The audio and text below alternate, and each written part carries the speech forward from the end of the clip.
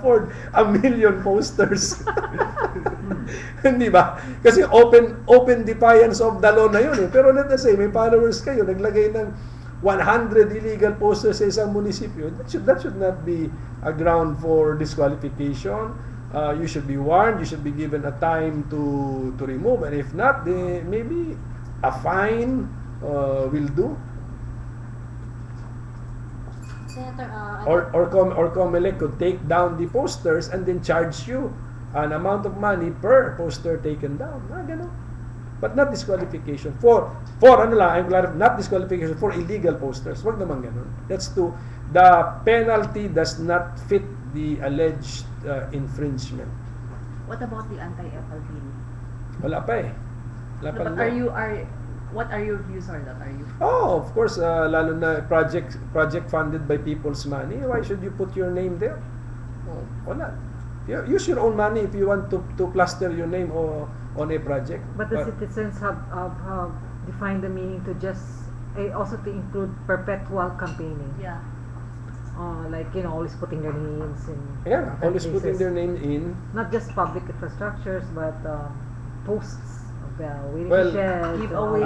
ano na dapat yan? I think we should empower the barangays to collect a fee for every public display of kahit ano posters in a public place. Yan dapat ganun, may fee. So call na ng barangay yan. Naglagay ka ng poster mo, may fee ka, bayad ka. Then dapat may permit. Actually, dapat may permit ka muna before you post that poster. And then, kung talagang EPAL na, reject that person at the ballot box. Yan, kasi yan ang problema kasi kung angal ng angal and yet you keep on electing them, what's the point? You reject them at the ballot box. Ano? Monumento, ano? Monumento na may picture at saka sidewalk tiles. Yun na nga, people's money yan eh. Agree ako na wala. We should not put our names in projects funded by the people. Pera ng taong bayan yan. Senator, are your views with regards to solving Sabah problem? Sabah? Yes. Well, Sabah problem is a long-term problem. Ang proposal ko nga noon let us start teaching the historical and legal basis of the Sabah claim as part of Philippine history in our schools. Then the President, tama itong ginawa niya to form the panel of experts. So actually, it's an admission na medyo we are quite unfamiliar with the Sabah claim. We still have to form the panel of experts. And once the panel of experts is formed, we should offer assistance to the Sultanate of Sulu if they want assistance or not. But it is their decision. Do they want to assist? Do they want the Philippine government to assist them in pursuing the claim or not? But number 4, Philippines renounces war as an instrument of national policy. The Philippine government, republic will never do what the followers of the Sultanate did, an unauthorized incursion with arms. Hindi natin gagawin yun. Hindi natin dapat gawin yun. Diplomasya. Ano na sa lahat, klaruhin muna. What is the legal basis and historical basis? Number 2, i-question niya. Klaruhin ng experts yung 1962 assignment. Has the claim been assigned to the Republic of the Philippines or hindi? Hindi pa natin alam, hindi pa clarified. So, let this panel of experts be the ones to tell us ano yung na-discover nila after studying all of these documents. What about the situation of flooding in Metro Manila and in other places? Kasi some people look at it as an LGU issue, but the thing is, for example, there are some tributaries which run across several LGUs. Yeah, multi-LGU. Multi-LGU. It's a So multi-LGU. should this not be taken higher up and addressed, let's say, at your level? There is a Metropolitan Manila Development Authority, and then the House as a Metropolitan Manila Committee. Meron din sila doon sa House of Representatives. Pwede nila i-discuss yung ganyang issue, the multi-LGU level. And we have the NDRRMC to also advise us, the DNR, tsaka yung bagong ano ba yung kay yung nababaha na sa Twitter, Project Noah. nababaha. Project Noah, yeah. To tell us all of these. Kahit naman yung sendong sa Cagayan de Oro, that was a multi-LGU problem because the rivers, the rivers which flooded Cagayan de Oro come from Bukidnon, iba-iba. So what can you do now? Because Mindanao, for example, I lived in Mindanao for 10 years and I never experienced a typhoon. But now we're seeing that most of the time ang nadadaanan na ng typhoon is already down there. What do you think can be done, or what do you have any plans as far as, you know, maybe strengthening the disaster response teams because, in that area? Because of my personal experiences din, no? That's like personal experience ko sa Dayaan, naging advocacy ko tuloy yung maging kalaban ng Pandaraya. Ang personal experience ko naman, naundoy ako sa Marikina. I live in Marikina. I was there in a house in Marikina. 10 feet underwater ako eh. Buti na lang may second floor kami. Kaya nasa second floor ako. Otherwise, nasa bubong ako. Like Christine Reyes, nasa bubong. Ako nasa second floor. And then, sa Sundoy. And then, second is Sendong, which is tinamaan yung birthplace ko, Cagayan de Oro. Typhoon signal number 2, and yet 1,000 people die. Pag typhoon signal number 2 ka sa Metro Manila, happy ang mga high school na wala kaming pasok. But what happened in Cagayan de Oro? Because they were unprepared, 1,000 people died. So, because of my experience, because of that, I have already organized not less than 6 disaster risk reduction summits, regional summits. Nag-Mindanao, kami ni TG Gingo na nag-Mindanao, and then nag-solo flight na ako sa Bicol, Western Visayas, CAR, Region 1, and Region 4. Naka-anim na po. So, propagation lang of knowledge, information. Kasama ko dun yung isang DRR network, kasama ko rin yung si expert sa Project Noah. Mahar, Dr. Mahar. Ayan, expert, tuloy-tuloy na sila. What about the local governments there? Do they have enough funding or anything to be able to, kasi the people may be informed, pero in terms of the rescue and things like that, anong nakikita niyong pagkukulang doon? Meron nang inayos na yung law. Meron kasi yung law dati na 10% of their calamity funds, their calamity funds, the calamity funds they can use only during time of the calamity. Di reklamo, how can we prepare? So inayos na, nag 75-25 na you can use 75% for preparation, you buy your rubber boats, etc., kahit dry season pa, mga ganon. So because of these experiences, naayos, but this is another law, 101 something, 10121 yata is that law. So at least naayos na yan through a budget circular. But then, of course, ito yung sagot ko pa rin. Dito pa rin ako. Because part of the bigger funds you can use for disaster preparedness. Kasi darating na to sa LGU eh. Funds ng LGU, you can use it for disaster preparedness. Medicines, health centers, education, scholarship, economic activity to generate jobs. Basta, that one is it. Precisely, si national legislator, dapat ini-empower niya yung nasa baba eh, and then yung minute, yung detailed planning should come from the lower levels of governance, of government. So, this is the policy na gusto ko sana. So that ibaba na natin. But I've done my share, yung disaster risk reduction. Pinakita yung maganda. At least namulat ang mata nila na yung tungkol doon sa Sindong. You're right. Sa 10 years na nandun ka, hindi ka naka-experience ng typhoon. But yung participants sa summit ko, napakitaan sila ng pag-asa that in 1902, 100 years ago, dumaan exactly the same path ang isang typhoon.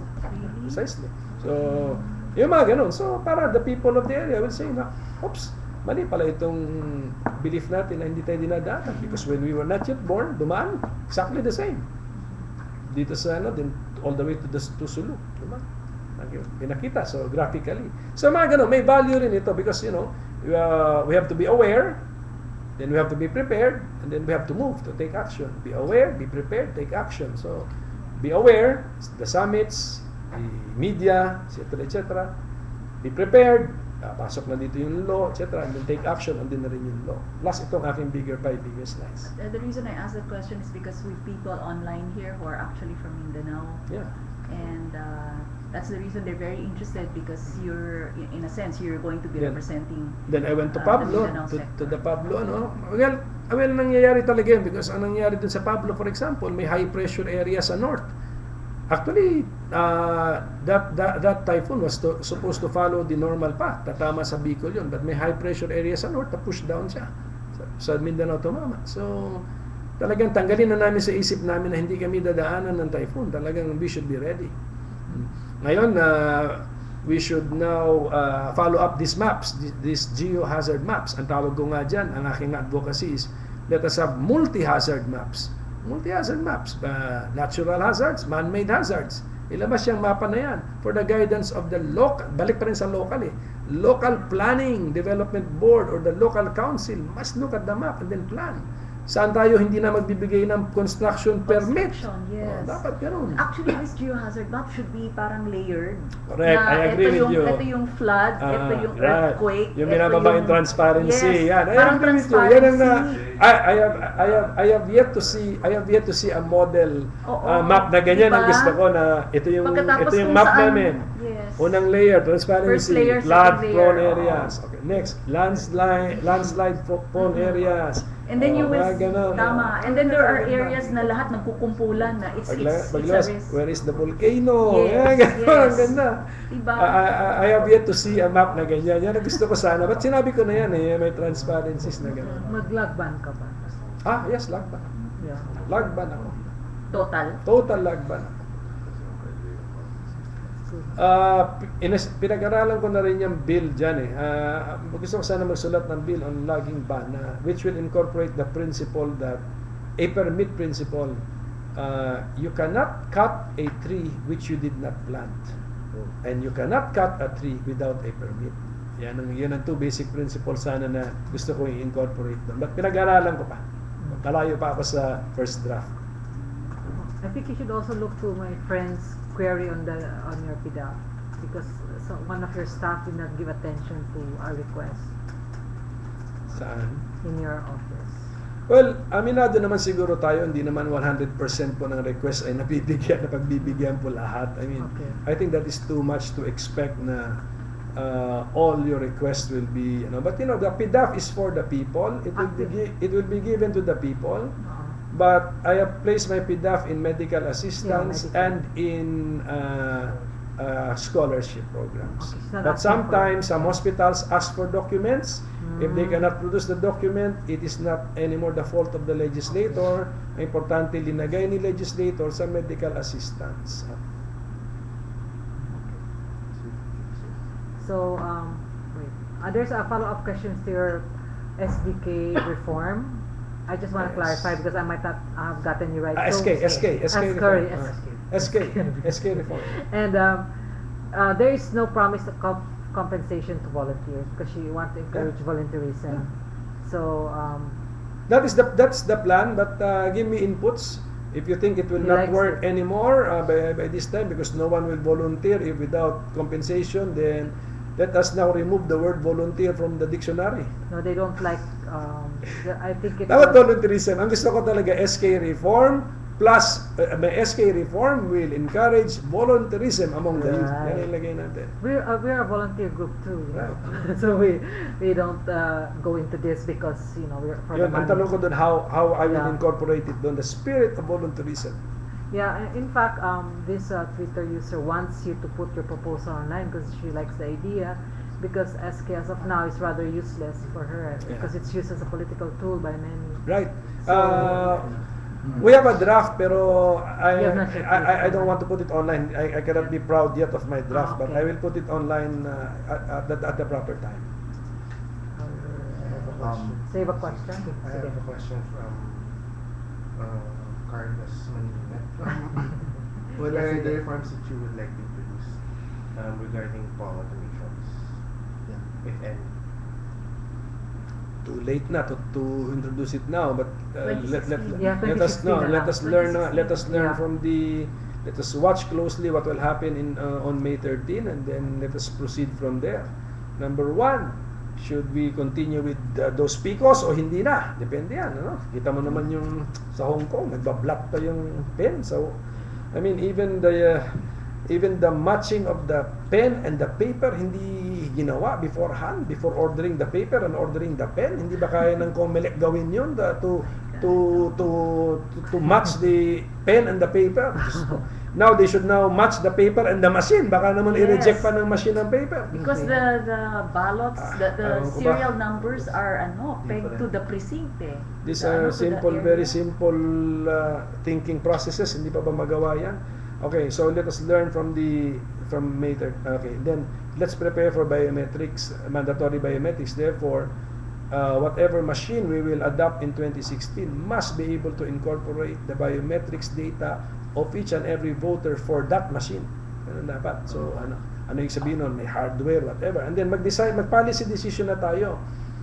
Should the voter be allowed to verify first his or her votes before pressing the vote button or return button or confirm button? What? Through what? Through a printout or through the screen?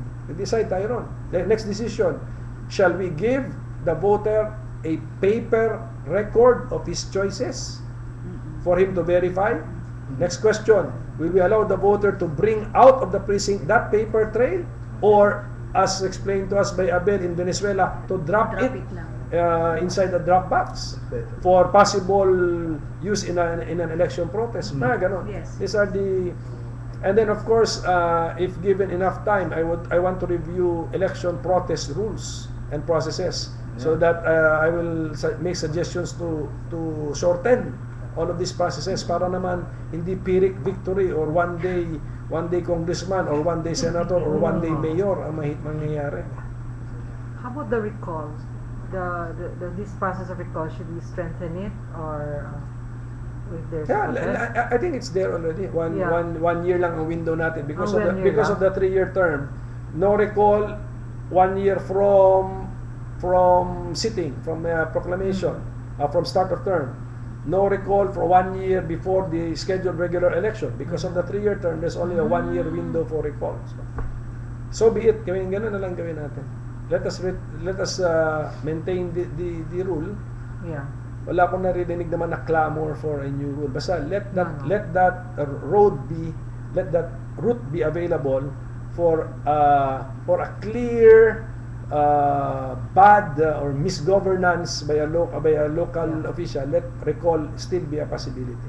Yes, but the term limit, you want to lengthen it from Anong term 3 limit? years in the Constitution. Are you okay with the 3-year? I'm okay with 3. I'm okay with 4. Okay, but to change it to 4, you need the constitutional amendment. Okay. Charter change. Sir, Okay. yung sinasabing because of the spending sa election, binabawi na lang ng Congress naupo, diba? What about the proposal na at least sa national, katulad sa Amerika, gagastusan ng gobyerno yung campaign para wala nang babawiin. Hindi na mag-i-invest yung kandidato. Pwede rin. Siguro, wag naman yung totally walang taya si kandidato. Siguro counterparting. May counterpart naman si government. Kung makaraise si kandidato ng 5 million, i-match ng government ng other 5 million. But, medyo malayo pa tayo dyan kasi sino yung kandidato? I mean, it must be a serious candidate. Otherwise, 10,000 katao na ang tatakbo kasi meron palang government financing ito. Takbo na kami lahat. So, pag-aralan natin mabuti. But I agree with that. Actually, pati nga sa election protest, naisip ko yan. Once the protestant has proven prima facie his case, the government should step in and help him. Katulad na sa akin, no help. Galing sa akin, buti na lang, I have friends who help me. Otherwise, surrender talaga ako sa gastos na lang sa election protest. So the same idea, a viable candidate must also be assisted by the government. Pero yung detalye, hindi ko pa masabi. I want to study models from other countries, how they do it. What about mandating debates for candidates? By law? Yeah, there should be one. Yeah, the COMELEC should organize, pero may punishment for not attending? But shouldn't it be the mga ganun ba? shouldn't COMELEC be the one providing like a forum? Yeah, COMELEC should. Comelec that should. It, like a Comelec R. I think we used to have that before, No, di we ba? used to have There was a Comelec R a long time ago. Comelec should, but the point is siguro Comelec is satisfied with what GMA and the other Channel 2 and Channel 5 have been organizing. Makasatisfied na sila doon. So they- At saka ang tawag actually doon nila, Comelec R ang tawag nila doon eh. That's why it is not, when we participate in a debate, it will not be deducted from I our total see. airtime because that It's is what part they of call Comelec. Comelec R. Okay. Pero yung ang point kasi ni Pastor gawing mandatory. Sa ngayon hindi siya mandatory, but there are debates being organized. So tanong, do we still need to make it mandatory if It there are doesn't even already have to be a because debate. there are already debates being organized? It doesn't have to be debate because Some have the choice some to refuse. candidates don't even want to talk. I mean, just That's the talk. I problem. mean, that's not too much to ask, right? Actually, in addition to the debates, naisip ko nga because why do we have debates? Because debating is one of the functions or the tasks of a legislator. Tama, di ba? Yeah. And that's Yes. one way of explaining your position. Yes. But so how come, why should we not also give them mandatory IQ tests? So that we will know if they are capable of thinking logically, How about mental test? logically or Mental test. or flexibly. And then actually, meron pa ako isang proposal. Why not also mandating a law drafting contest? Because you want to be a legislator, you must know the basic function of your job. You should be able to draft a law without the assistance of your staff. Dapat marunong ka. Merong pre-screen. Para makita natin Why is it kung walang kung ang lawmaker nakasandal parati sa staff niya, baka naman pati yung ideas niya tulad nung tinanong mo sa akin galing sa staff niya, hindi galing sa kanya. So dapat yung basic task ng lawmaker, which is law drafting, dapat kaya din nila. So let us have an on the spot law drafting contest. Baka puro lawyers na lang maiwan dyan. Tingnan natin. The proposal comes from a lawyer. Do you need a training school for that? You know. Wait. Kasi Yeah. you are running for a lawmaking job eh. I mean, a lawmaking. Pero actually, Senator, just a comment, as citizens lang, kasi we're watching all of this on TV and all that whenever there are debates and whenever you guys take the floor, no?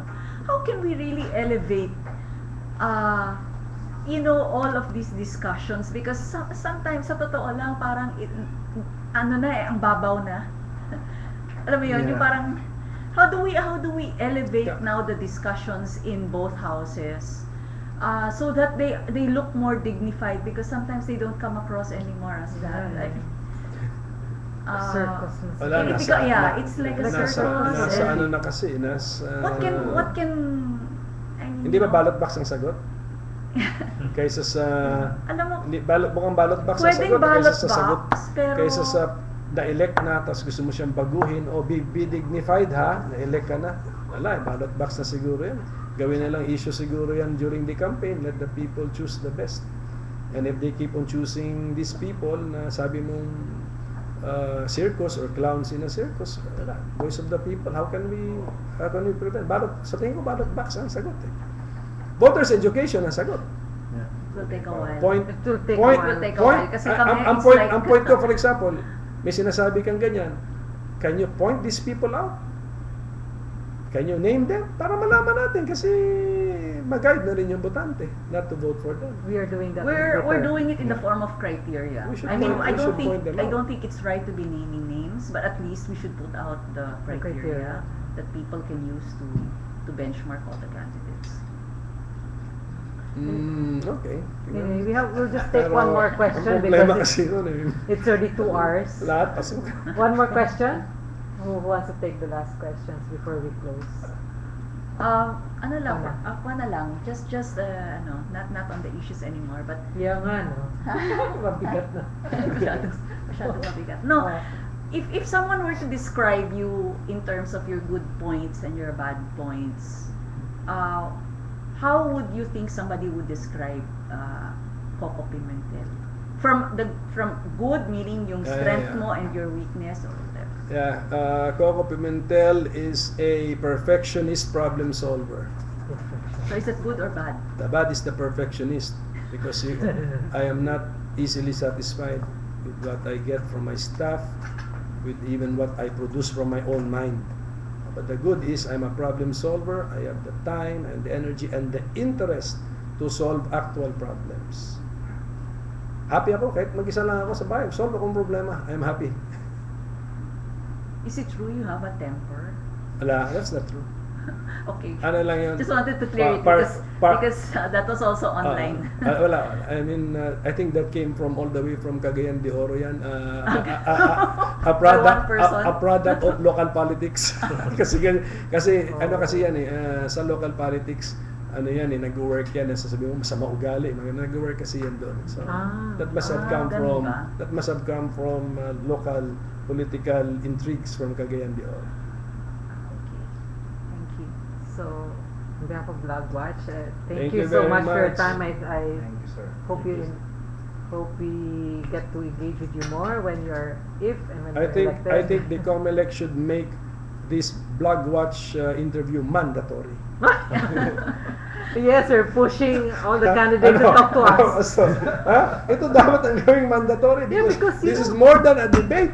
No, because your TV time is so limited, so you cannot really You're edited express. kasi. You cannot express really the issues. Precisely. That's why you unfair. one Actually, sentence is wrong. Unfair ang debate. Yeah. The panelists will ask you Yes. 5 minutes 5 of minutes question. lang. You have 1 minute to Minute answer. answer. Ano klaseng debate? That is not a I mean, debate. baliktarin nyo. Ask me 1 minute, I'll answer in 5 minutes. Dapat ganon. So anyway, Anyway, thank you so much. Thank you, Can we sir. have a picture?